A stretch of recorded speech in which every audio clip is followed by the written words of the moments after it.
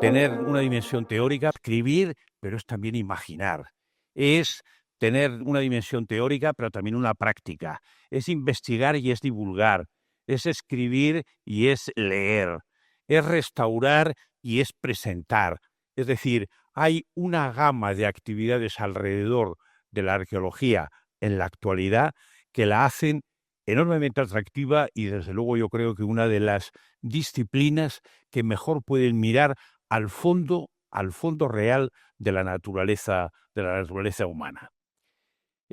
Cuando yo terminé a mediados de los años 70, la arqueología y el mundo en el que vivíamos era bastante distinto del actual. En las últimas décadas ha habido un avance impresionante en la investigación arqueológica, en la profesionalización de la arqueología, la socialización y divulgación de nuestra disciplina, la emergencia de lo que llamamos arqueología pública, la explosión también de la arqueología digital y, en definitiva, una consolidación de la importancia de la arqueología a nivel mundial. La arqueología incluye cosas absolutamente diversas, porque es buscar fósiles en África, es estudiar estatuas romanas, es excavar sitios medievales, estudiar cerámicas, estudiar arqueológicamente la batalla de Little Big Horn, donde el general Custer acabó a manos de los grupos indios. Es estudiar despoblados, es estudiar, como hay estudios en Estados Unidos, las antiguas centrales nucleares de mediados del siglo XX. Es decir, es una diversidad, como señalaba anteriormente, enormemente amplia. Y todo eso, absolutamente todo eso, es arqueología. Una de las cosas que me parecen más importantes en el día de hoy es reivindicar la unicidad de la arqueología.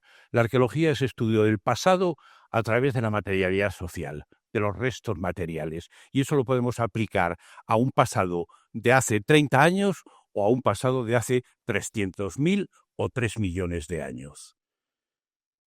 Incluso esa extensión que hasta hace poco se negaba y, bueno, en algunos casos todavía no tenemos esas representaciones.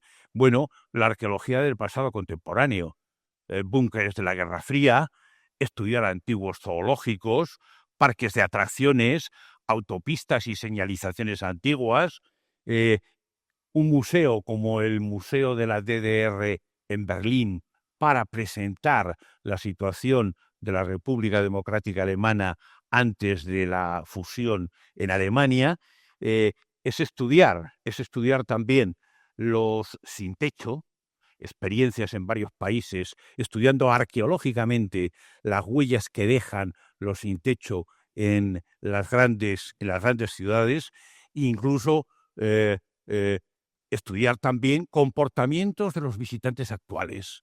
Es decir, cómo en Mesa Verde los arqueólogos, el equipo arqueológico está estudiando las ofrendas que los descendientes de los grupos indígenas hacen en las quivas, en los sitios sagrados de ese sitio.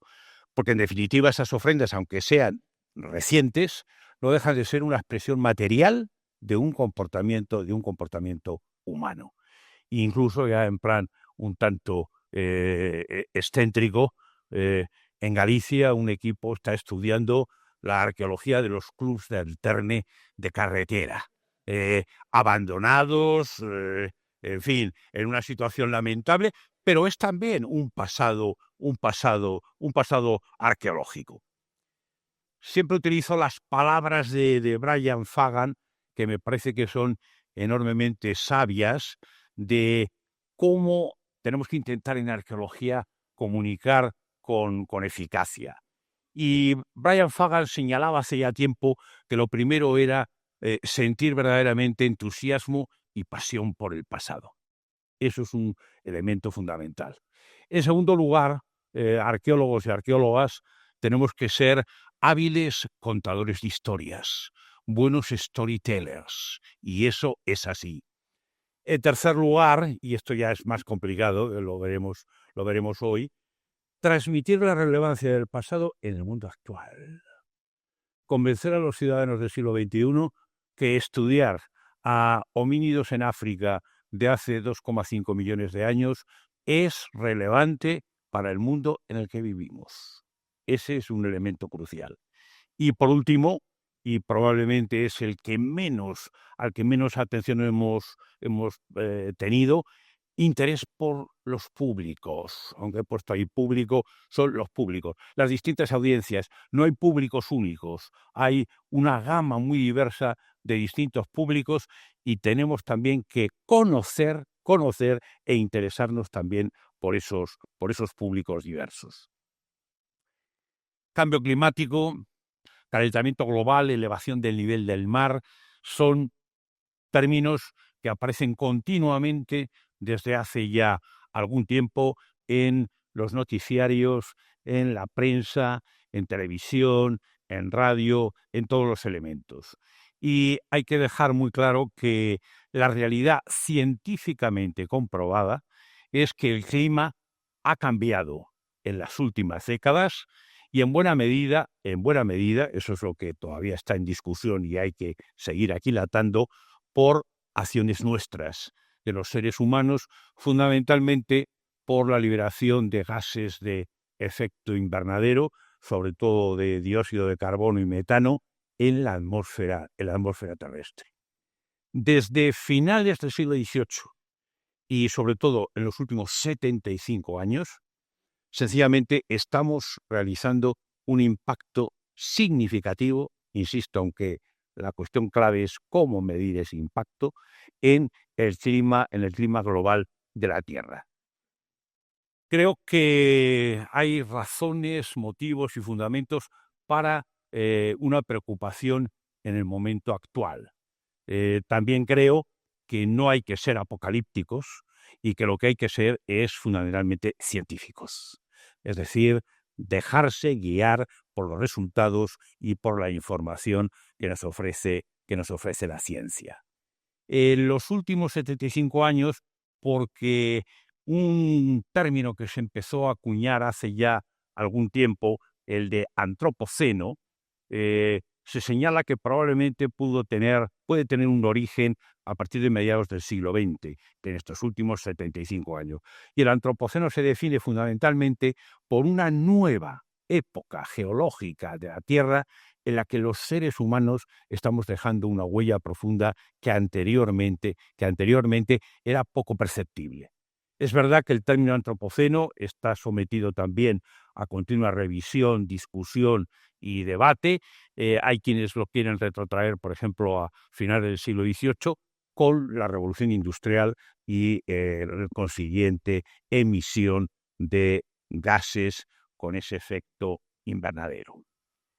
El calentamiento global indudablemente es un reto de nuestro siglo, del siglo XXI, por varias razones. En primer lugar, porque la fusión de hielos está ya provocando una elevación del nivel del mar. Y estudios que han hecho en medios insulares y en zonas costeras estiman que podemos discutir el tiempo, pero que la elevación del nivel del mar en muchas áreas podrá ser significativa, y significativa significa pues 2-3 metros por encima del nivel actual, lo que implicaría o afectaría a millones de personas en todo el mundo. También, desde luego, el ascenso de las temperaturas crea también problemas especiales que incluso me atrevería a decir que a nivel de la vida humana, por lo menos de alguien que tiene ya una edad avanzada, yo diría que se pueden incluso percibir.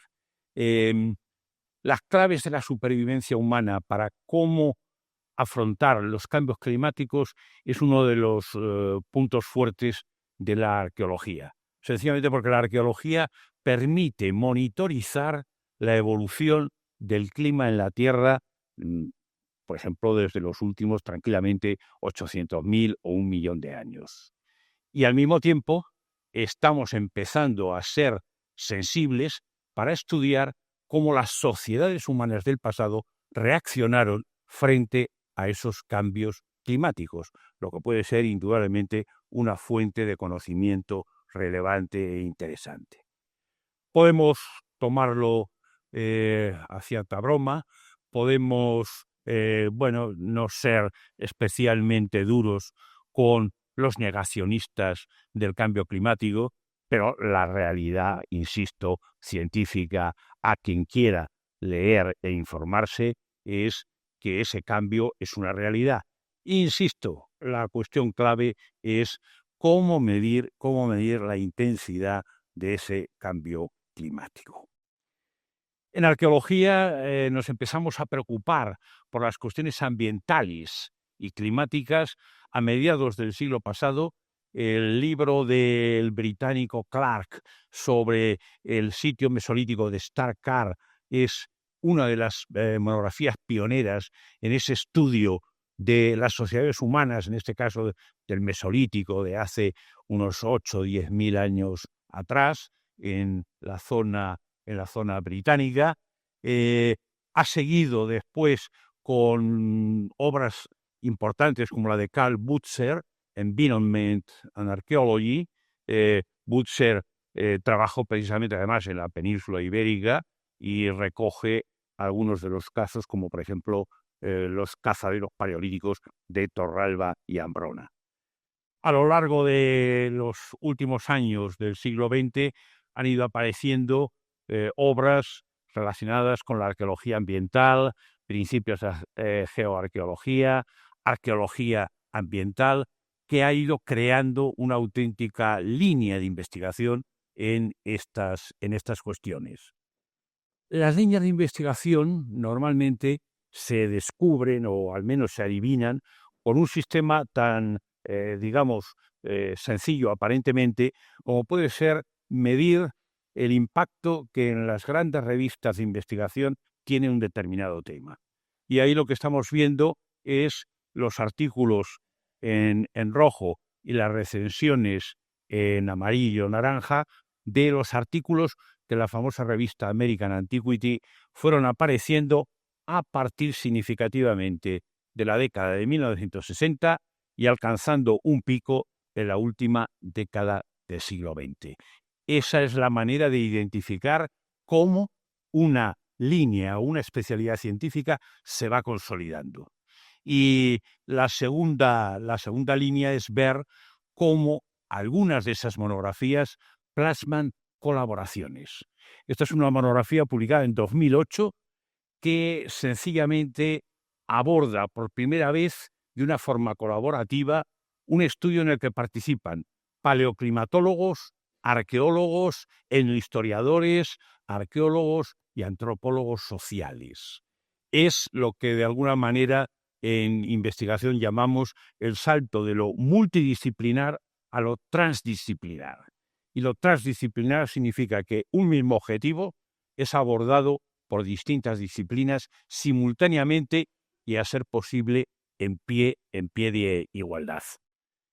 Los sitios arqueológicos tienen una gran cantidad de información sobre la evolución del clima y del medio, desde las especulaciones, las inferencias que podemos hacer de la biografía de los animales, la biografía faunística de los sitios, patrones de poblamiento, análisis isotópicos, estudios de grafología, estudio de restos fósiles micro y macro de plantas y de los sedimentos. Ahí es donde queda de alguna manera condensado esos cambios del clima y del medio. Y la otra línea de identificar cuando un campo de investigación crece y se consolida es en la aparición de revistas especializadas que están focalizados en ese tema.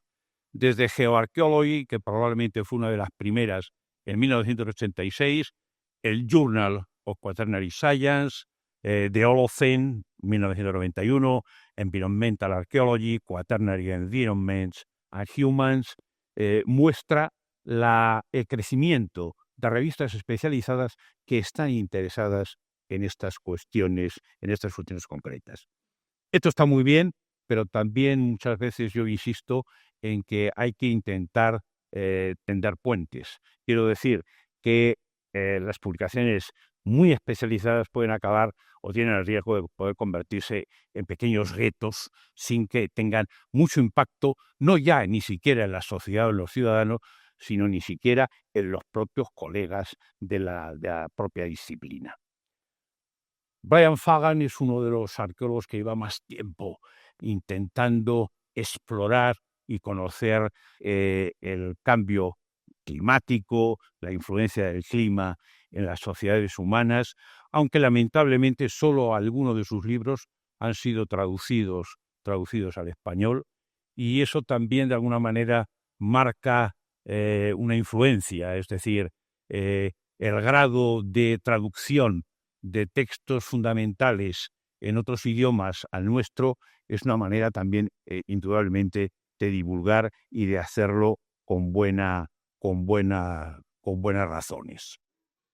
En los últimos años, desde luego, las publicaciones monográficas sobre el cambio climático, la influencia en distintos sectores, como por ejemplo las áreas costeras. Es fácil adivinar que si la línea de costa está moviéndose, la erosión que provoca esos movimientos en los yacimientos arqueológicos costeros es algo verdaderamente importante a tener en cuenta. El riesgo de la investigación es que la arqueología tiene una tradición que se remonta por lo menos a hace 150 años. La historia y las ciencias naturales la tienen más larga, aunque alguna disciplina como la paleogenómica, verdaderamente interesante, sea más reciente.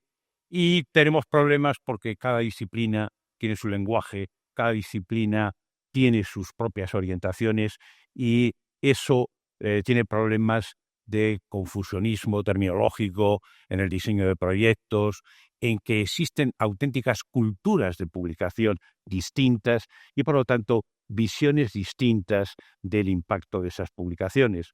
Y eso significa que el reto que tenemos es crear una cultura de cooperación y de publicaciones compartidas y ampliar públicos dentro de la academia y fuera de la academia. Son cada vez más dos partes que son realmente indisociables. La arqueología es una disciplina mixta o abierta que nos permite conectar las ciencias sociales con las ciencias naturales y con las ciencias históricas. Y en ese sentido, aunque tiene su personalidad propia, insisto, necesariamente tiene que mantener el diálogo con todas esas disciplinas. La arqueología, por otro lado, es, en la historia de la humanidad, la única disciplina que puede estudiar toda la historia de la humanidad. Hasta la aparición de los textos escritos a través de la arqueología prehistórica y con posterioridad hasta el momento actual a través de las distintas arqueologías de etapas históricas. Y esa dimensión quizás no la hemos tenido suficientemente presente. Yo creo y estoy convencido cada vez más de que necesitamos una historia profunda, lo que en inglés se denomina deep history, de los últimos 3 millones de años, de cómo los humanos, el clima y el medio ambiente han interaccionado y se han influido mutuamente. Esa deep history es un concepto relativamente reciente. Uno de los libros pioneros fue este libro de dos especialistas estadounidenses, Deep History, la arquitectura del pasado y del presente, que es una obra que por primera vez abordaba la necesidad de hacer historias profundas de elementos temáticos, la alimentación, el poblamiento, la violencia y la guerra. Bueno, pues en esos capítulos, sencillamente, aunque en el libro había uno sobre energía y ecosistemas, es donde seguimos necesitando ampliar y construir esa deep history de la arqueología en relación con el cambio climático y con el medio ambiente. La arqueología lo que hacemos es sencillamente excavar para escribir. Muchas veces desde medios de divulgación, se insisten en los grandes hallazgos, los grandes descubrimientos, el atractivo de las investigaciones de campo, pero no hay que olvidar nunca que el objetivo final de toda investigación arqueológica es producir conocimiento escrito sobre el pasado. Escrito por ahora. No sé si en los próximos años eso habrá que ir matizándolo o por lo menos complementándolo. Y eso significa que aunque los objetos, los monumentos, los yacimientos, los museos tienen parte de ese pasado material, el conocimiento se transmite a través de las publicaciones, de las monografías y de las revistas especializadas. Las sociedades del pasado no han desaparecido del todo. Ese pasado vivo que desaparece en cada momento del presente sufre alteraciones, transformaciones, pérdidas. Es una especie como de pérdida de memoria de las cosas, una pérdida de memoria de los objetos que sencillamente cuando van depositándose en las capas estratigráficas, lo que intentamos hacer con ese registro arqueológico y a través de la excavación, es intentar una auténtica recuperación de la pérdida de esa memoria de las cosas. Eso es un concepto que desarrolló un arqueólogo francés, Laurent Olivier, de una manera muy brillante y francamente interesante. De alguna manera, yo he planteado recientemente en algún trabajo que la arqueología, al excavar los niveles estratigráficos de los yacimientos arqueológicos y producir conocimiento, ese conocimiento histórico a través del estudio de las evidencias arqueológicas, lo que nos permite saltar de esos niveles arqueológicos enterrados a crear niveles de vida, niveles de las distintas sociedades del pasado, es decir, transformar los niveles geológicos y arqueológicos en auténticos niveles de vida de las sociedades del pasado. Y eso creo que es cada vez más necesario porque las poblaciones actuales, de alguna manera, me temo, vamos perdiendo de alguna forma sentido o dimensión histórica y, por otro lado, también creo que hay poca empatía, o por lo menos no la empatía necesaria para pensar históricamente. Una expresión que utilizó el historiador francés Pierre Vilar, pensar históricamente, que es verdaderamente importante y relevante en la actualidad. La arqueología, como señala el alemán Cornelius Holtorf, es una disciplina que tiene arqueoappeal. A priori tiene un cierto atractivo. Y tiene ese atractivo porque implica experimentar la práctica arqueológica e imaginar el pasado. Imaginar no de cualquier manera, sino imaginar científicamente, razonablemente, para crear escenarios plausibles de interpretación. Eso es lo que significa la imaginación arqueológica. Y indudablemente los paisajes exóticos, el progreso científico, las tecnologías, los descubrimientos extraordinarios contribuyen a mantener ese arqueoappeal. De todas maneras, si nos fijáramos, por ejemplo, en las noticias que aparecen en los medios de comunicación, cada vez yo diría que preocupantemente siempre destaca el hallazgo concreto espectacular, lo más antiguo y de alguna manera a veces se pierde el verdadero contexto histórico, el verdadero mensaje histórico que deberíamos recuperar. La arqueología deja evidencias patrimoniales, pero el patrimonio cultural y arqueológico es un concepto vivo que lleva evolucionando por lo menos desde finales del siglo XIX, cuando se refería solo a edificios y bienes materiales, luego pasó a utilizar conjuntos y monumentos para crear patrimonios que se identificaban con los estados-nación, el patrimonio cultural para crear y dotar identidades locales, una dimensión importante, el patrimonio construido y natural, es decir, no solo la arqueología por ejemplo, en los contextos urbanos, que es algo también importante, sino también saltar, por ejemplo, a la inclusión de los espacios de alrededor. Más adelante, ya en nuestro siglo, todos los conjuntos materiales, ojo, e inmateriales forman parte también de ese patrimonio cultural con una dimensión material, pero también inmaterial. Y por último, habría que decir que el patrimonio construido, los contenidos inmateriales, los paisajes culturales que estamos cada vez perdiendo de una manera más preocupante, paisajes arqueológicos, paisajes culturales que tienen una entidad lo suficiente como para preservarlo y hacerlo objeto de investigación.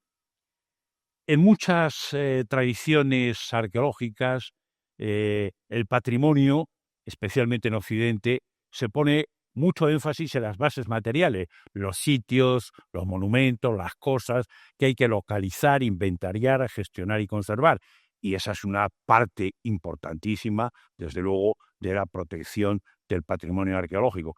Pero a veces corremos el riesgo de hacer con eso una especie de patrimonio enlatado en la que de alguna manera perdemos vigor y fuerza con la actualidad.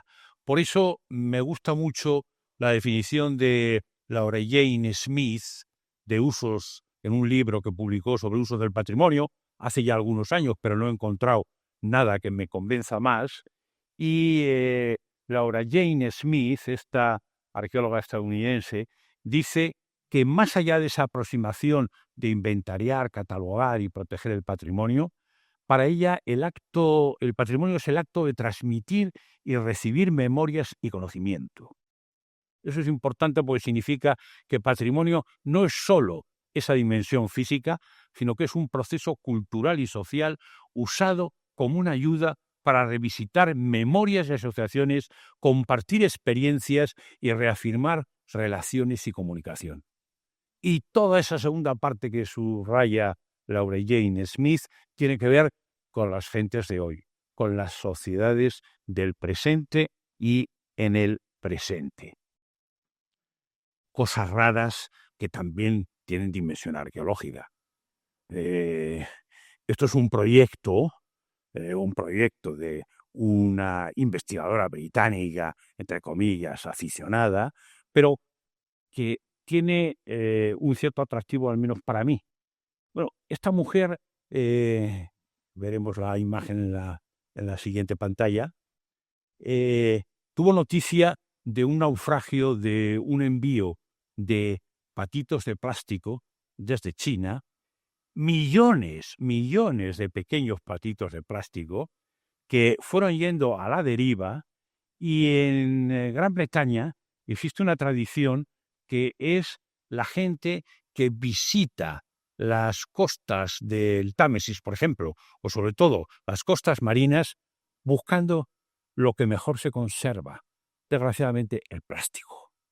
El plástico que a veces tiene estimaciones de siglos y de milenios de duración. Todo eso son elementos de plástico. No sé si le podríamos denominar también, aparte de Antropoceno, el periodo del Homo plasticus o algo por el estilo. Tracy Williams ha publicado hace poco este libro, que es esa curiosa historia de la recuperación de una evidencia arqueológica, porque esto indudablemente es una evidencia arqueológica y que puede ser estudiada arqueológicamente sin ningún género de dudas. El mundo del Pleistoceno fue un mundo absolutamente helado, con grandes casquetes de hielo. Ahí es reflejado solo el casquete de hielo laurentino sobre el norte de América, y debajo hay una imagen con el espesor que alcanzarían los hielos y que dejarían relativamente enanos a los grandes rascacielos del skyline de Nueva York. Y esto es en esa zona. Si nos fuéramos hacia la bahía de Hudson, los hielos alcanzaron más de 2 kilómetros de potencia y de espesor. El estudio de los hielos es el que está revelando y está permitiendo monitorizar a través de las concentraciones de distintos elementos como el CO2 la evolución del clima a lo largo del tiempo y conectarlo con la aparición, por ejemplo, de los primeros sapiens en Europa hace 300.000 años, en Europa, en el Viejo Mundo, para ser más exactos, y la aparición de los sapiens entre 45 y 40.000 años en Europa. La gran pregunta que vamos a ver que sigue siendo complicada es cómo podemos monitorizar el tiempo, porque la arqueología es buena en el estudio de los tiempos largos, pero tenemos muchas dificultades para tiempos cortos, eventos más concretos, sencillamente estimaciones, por ejemplo, de duración de generaciones humanas.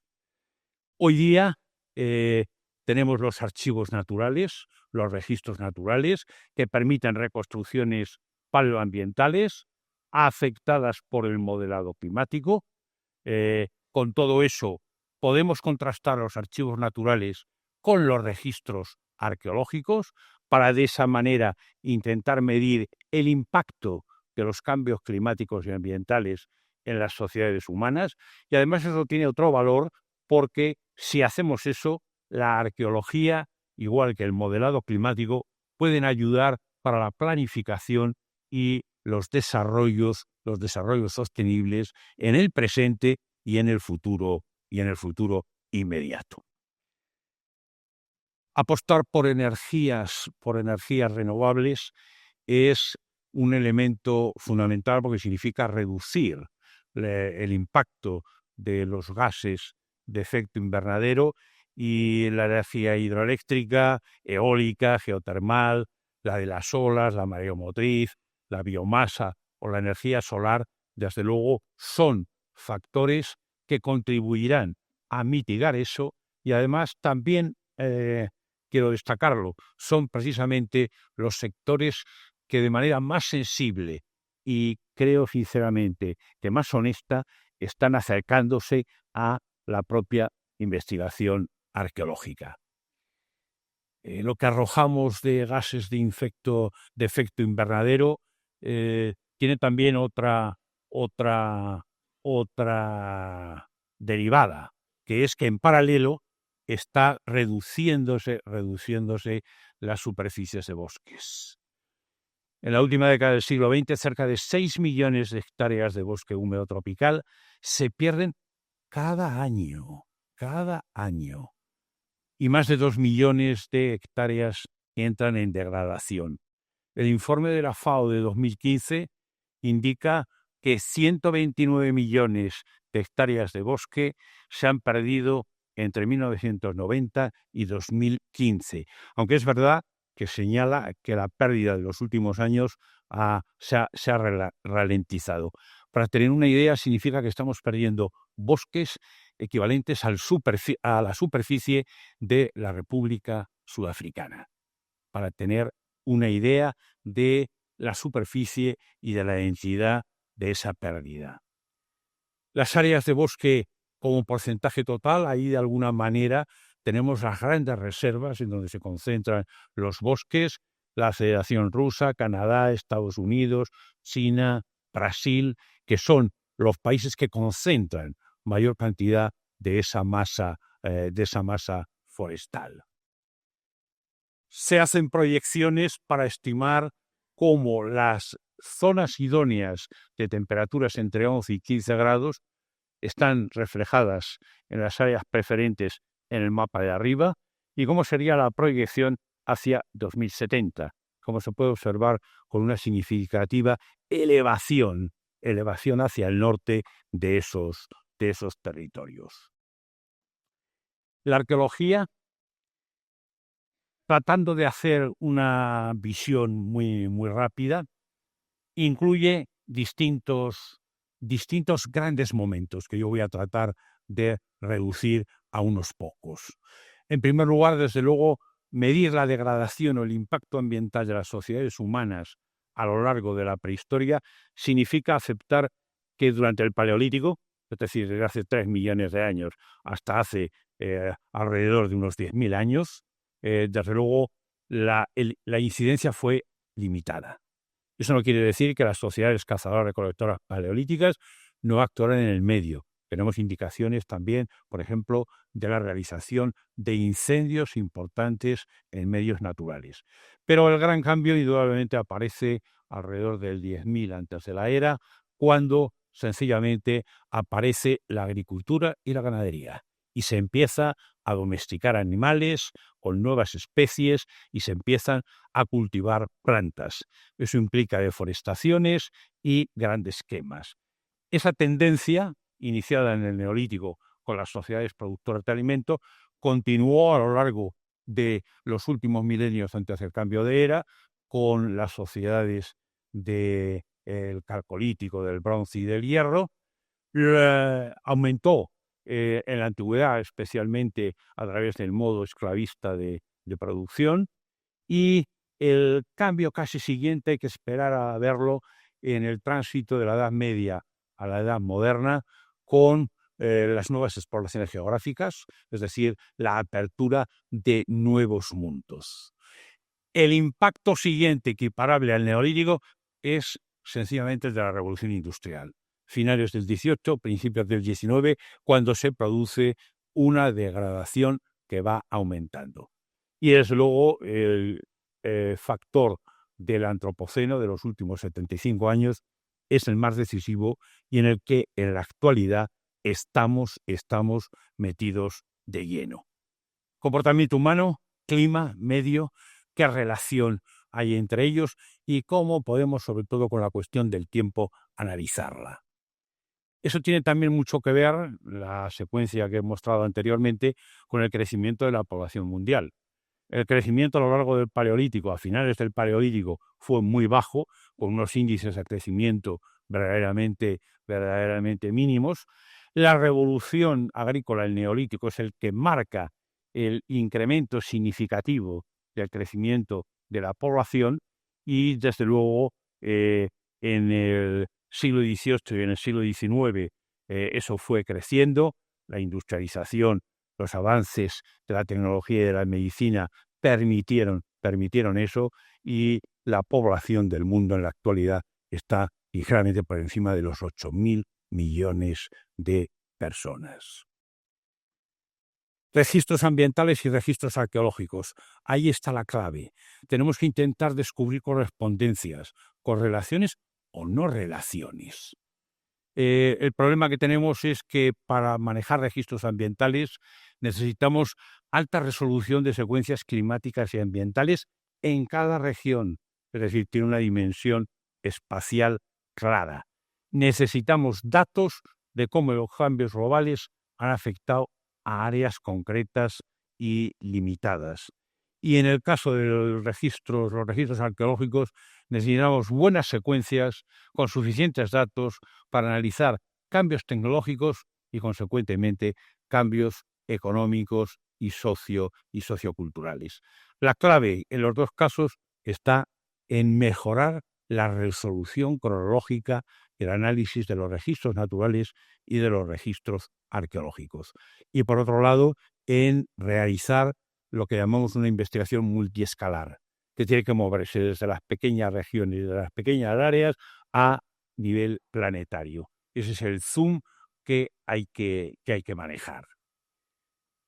Escala local, escala global, conectar cambios climáticos y cambios culturales. Insisto, afinar y fechar cada vez mejor registros paleoambientales y arqueológicos e investigación multiescalar de forma continuada. La arqueología estudia la interacción entre los medios naturales y sociales a lo largo del tiempo y del espacio.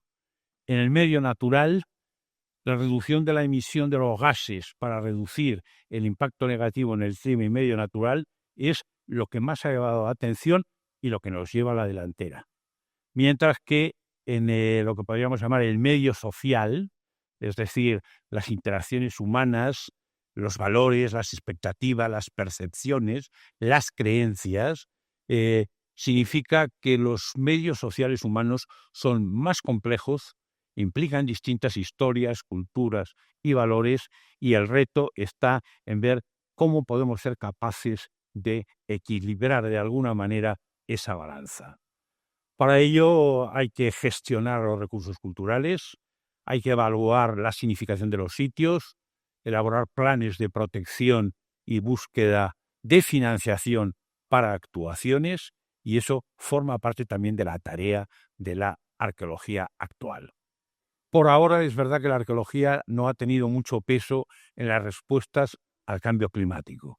Hay que desarrollar más miradas desde el medio social y tratando de implicar cada vez más a más sectores sociales para poder revertir ese estado de la cuestión. Para la UNESCO, el patrimonio es el conjunto de sitios tangibles, edificios, estructuras, monumentos, paisajes, colecciones de museos, archivos, aspectos intangibles de la cultura, como tradiciones orales, artes, manera, rituales, prácticas, conocimientos y tecnologías que han llegado hasta el presente. Sin olvidar la observación que he hecho con la definición de Laura Jane Smith al principio. La arqueología nos proporciona conocimiento del pasado medioambiental y climático, es una guía para ampliar la capacidad de respuesta al cambio climático global, afrontando la complejidad del medio social humano, y un trabajo reciente en Estados Unidos hacía algunas recomendaciones que, aunque son específicas para Estados Unidos, pueden tener relevancia para otros países del mundo. Se proponía la creación de una oficina federal de coordinación de patrimonio climático, ojo al término, patrimonio climático, conectar arqueología y patrimonio con investigación climática y financiación, algo que desde luego en la inmensa mayoría de países no existe, estimular una práctica de demostración de proyectos patrimoniales, es decir, incidir en la divulgación social, extender las conexiones entre arqueología, patrimonio y clima, en suma, efectuar el reconocimiento de que la arqueología y el patrimonio como son componentes fundamentales en la respuesta global climática. Y ese es el reto en el que nos encontramos. Este es un libro que me gustó mucho, una vez más del británico Brian Fagan y Nadia Durrani, que tiene un título significativo, Más grande que la historia. ¿Por qué la arqueología importa? Todas las gentes del pasado y todas las clases sociales están en la investigación arqueológica. Lo siento, pero eso no es así en los textos escritos de la historia. La comprensión de todas las culturas humanas en toda su diversidad, desde los últimos millones de años, 3, 4, 5, 6, solo lo podemos hacer a través de la arqueología. Entre los grandes temas de hoy, el cambio climático figura en primer lugar. Y en cierto modo, a partir de ahí, podríamos hacer depender a alguno de los otros, como por ejemplo los problemas de desigualdades sociales. Los retos contemporáneos, controlar y denunciar y ser militante con las manipulaciones del pasado y incrementar la protección del patrimonio y del arqueoturismo, que puede tener una cierta connotación negativa por las masificaciones, pero que no va a ceder. Es decir, hay que afrontar sencillamente eso como una realidad de nuestro siglo. La arqueología tiene un papel fundamental en el mundo industrializado actual. Es el estudio de nosotros y de nuestra experiencia de millones de años. Y comprendernos y respetarnos es una de las tareas más urgentes de la humanidad, que desde luego desborda lo que estamos tratando.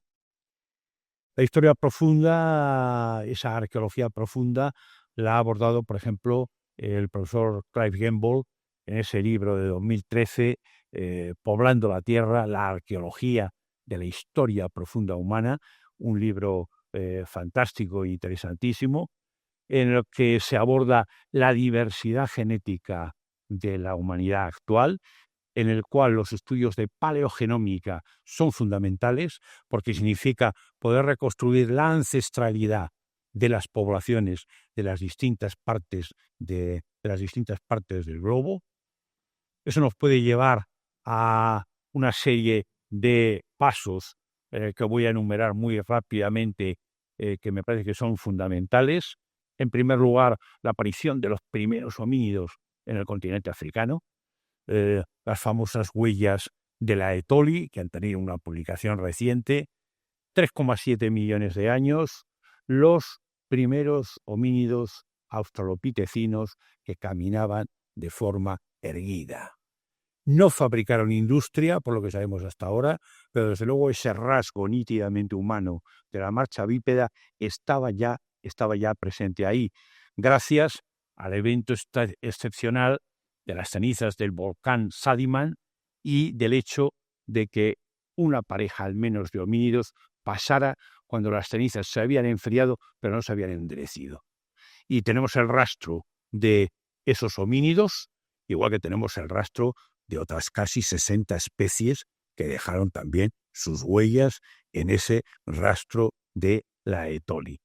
La historia de esas primeras huellas en el tiempo que son absolutamente fascinantes.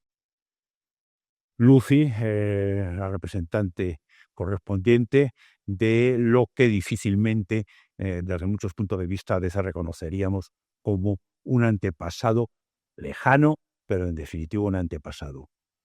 Hace 3 millones de años, el planeta Tierra era un mundo vacío.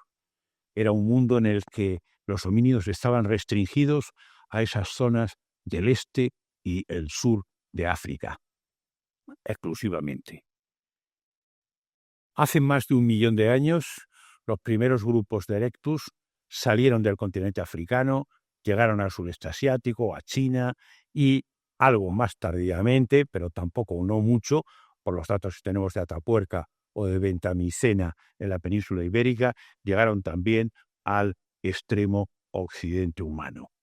Pero conectar la expansión de estos grupos de Erectus con los cambios climáticos con cada vez mayor resolución es una clave fundamental. Entre otras cosas porque las fechas que tenemos establecidas cada vez con más precisión en trabajos recientes permiten establecer una conclusión a priori.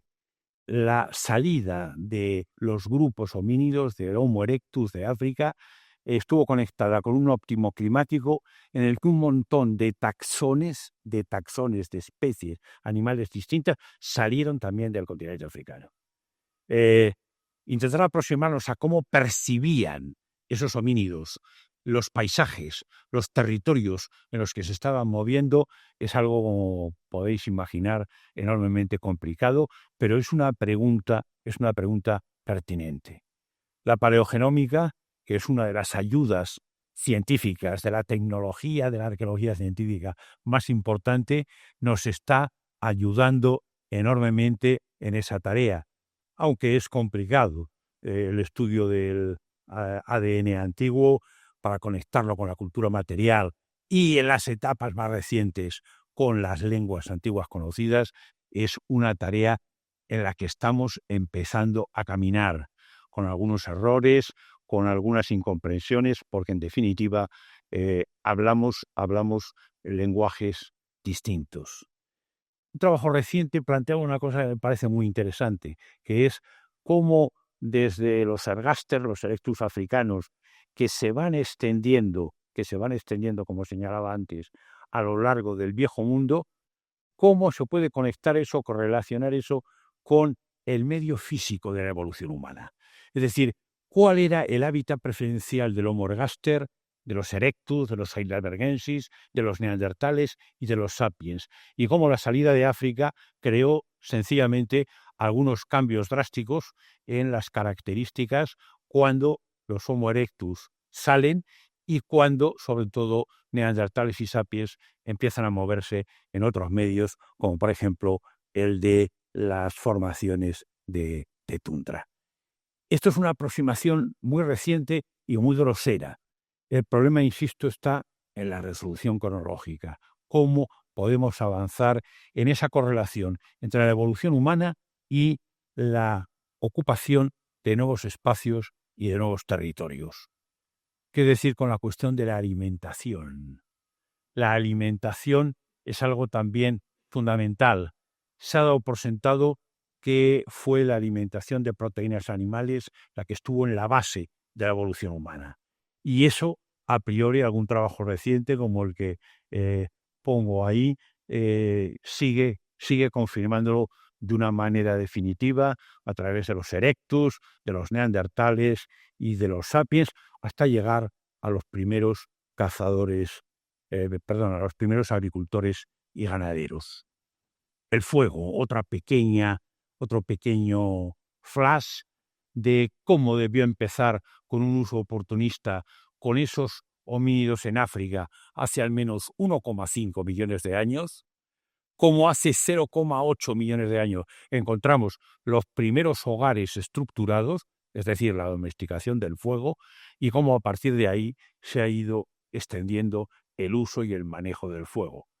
Algo llamativo y que tiene que ver con el registro y con las cronologías. En la expansión de Homo erectus, por ejemplo, hacia China y hacia el sureste asiático, no tenemos indicios de que los grupos erectus llevaran consigo el fuego. Pero ojo, porque el que no tengamos evidencias no quiere decir que fuera realmente así. Un mapa mundial de los primeros fuegos en el caso del este de África, las extensiones hacia Europa, los casos en Asia, en el extremo meridional del continente africano, la evolución del fuego a lo largo del Paleolítico es algo también importante y al que le hemos dado muy poca atención. Una arqueóloga francesa, Catherine Perlès, publicó en los años 70 la primera monografía sobre el fuego en la prehistoria.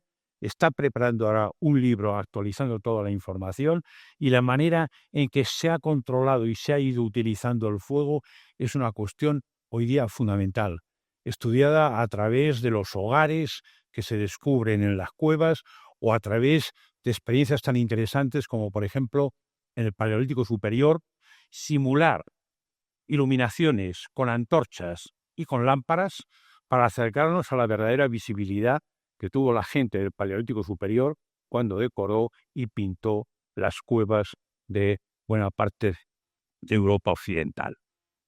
Los neandertales. La extinción de los neandertales se ha sugerido que pudo ser debida a una falta de adaptación al frío, un exterminio más que por violencia, por la introducción de patógenos para los que no estaban preparadas las poblaciones neandertales, la extinción biológica, la demografía como factor clave con cuestiones de reducción de la población, cuellos de botella que debieron producir al final la inviabilidad de los propios neandertales para reproducirse biológicamente.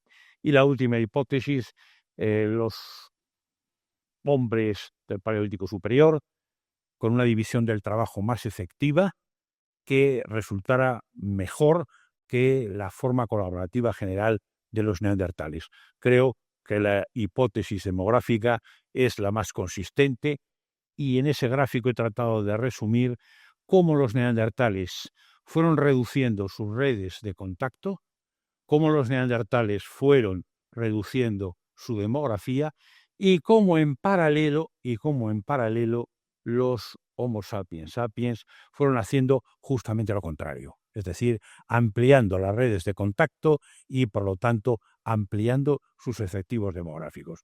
Probablemente ahí está la causa fundamental de la desaparición de los neandertales.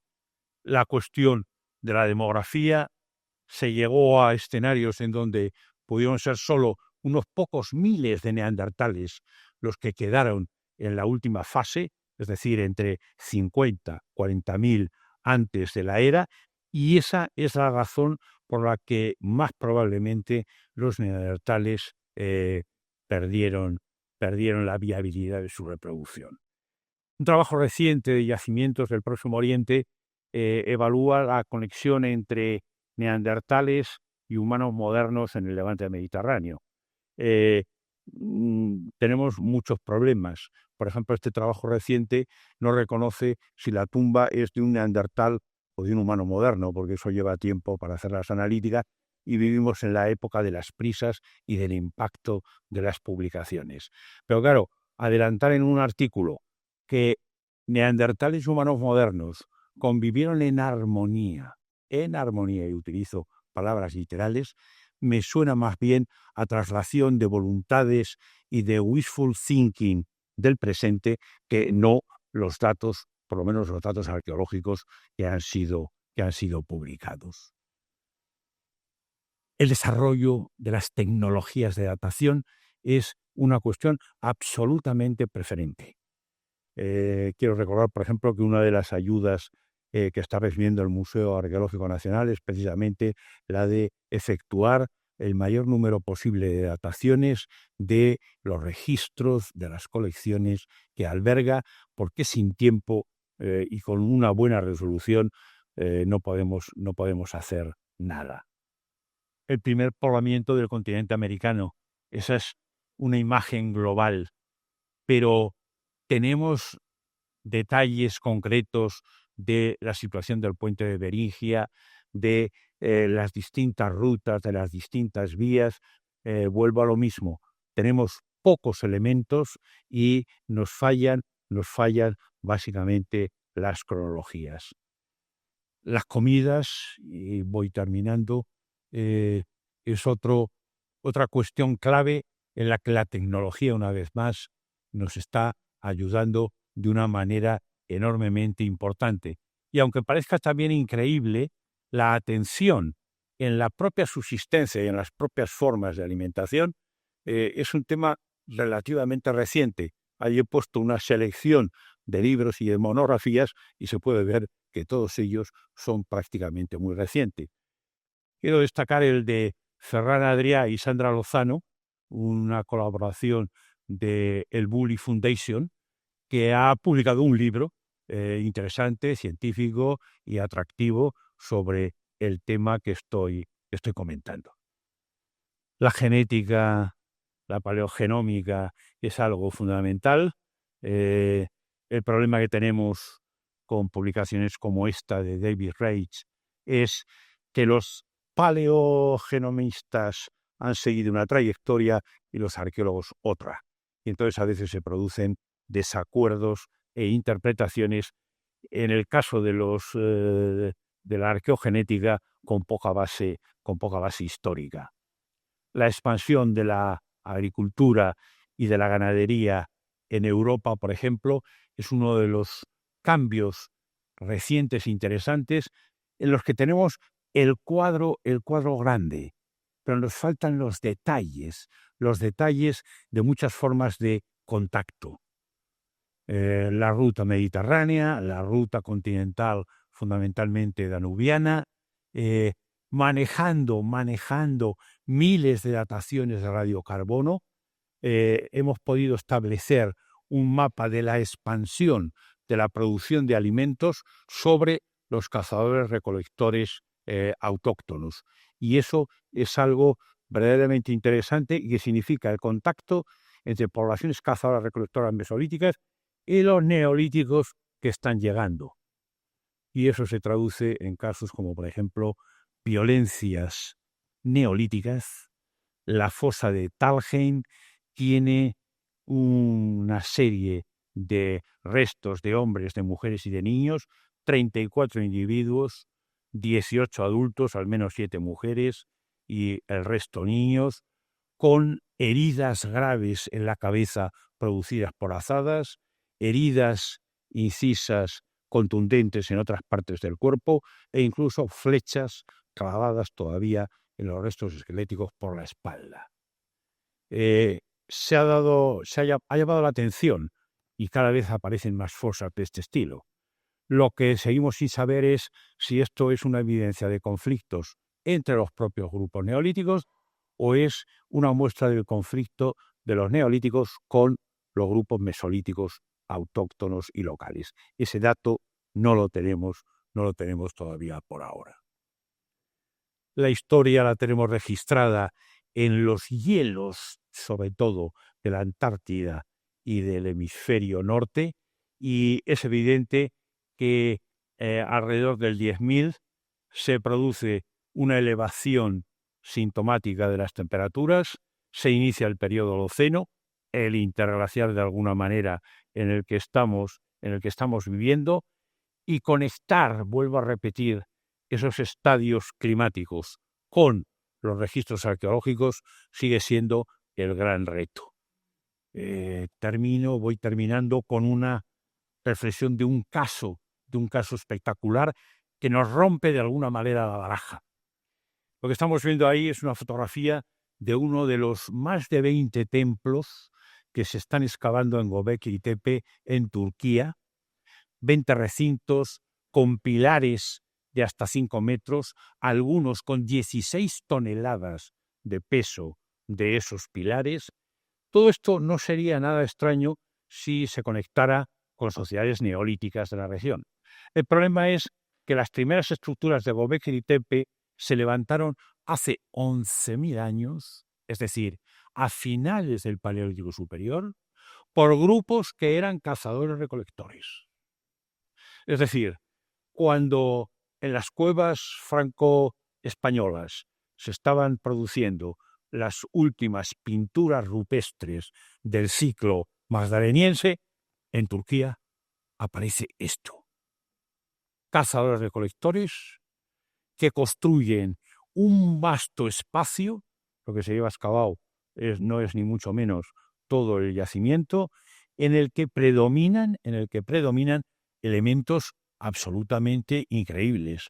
Esos grandes pilares, las entradas de alguna manera fortificadas con esos dinteles, la existencia de una iconografía fantástica de jabalíes, buitres, carnívoros, escorpiones, serpientes, es decir, todo un mundo relacionado con la muerte.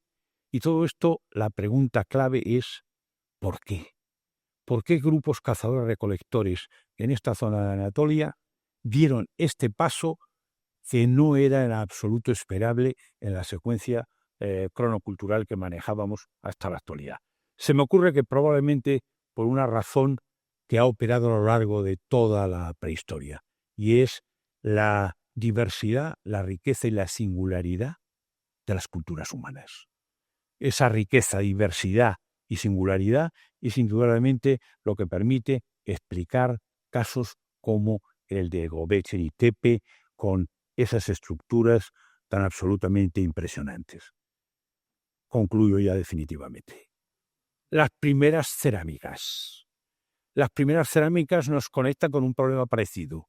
En Europa y en el Viejo Mundo, en el extremo europeo del Viejo Mundo, resulta que las cerámicas aparecen tardíamente, en el 7º milenio. Bueno, pues en el extremo oriental, en el Far West ruso, en las islas de Japón y en la zona del norte de China, aparecen las primeras cerámicas, como la de la cueva de Xianrendong en China, que tiene una fecha de 18.000 años antes del presente. 18.000 años. Pleno Paleolítico Superior. Grupos cazadores-recolectores que están fabricando cerámica, contenedores cerámicos. En Europa es verdad que se cocían figuritas, las famosas Venus, pero nunca recipientes cerámicos. Y la conexión o la explicación parece que está en que en esas áreas del extremo asiático hubo grupos cazadores-recolectores intensivos que utilizaron las cerámicas como contenedores para pescado y otros productos marinos. También resultado de la innovación tecnológica del análisis de los residuos de las grasas en el interior de esos recipientes.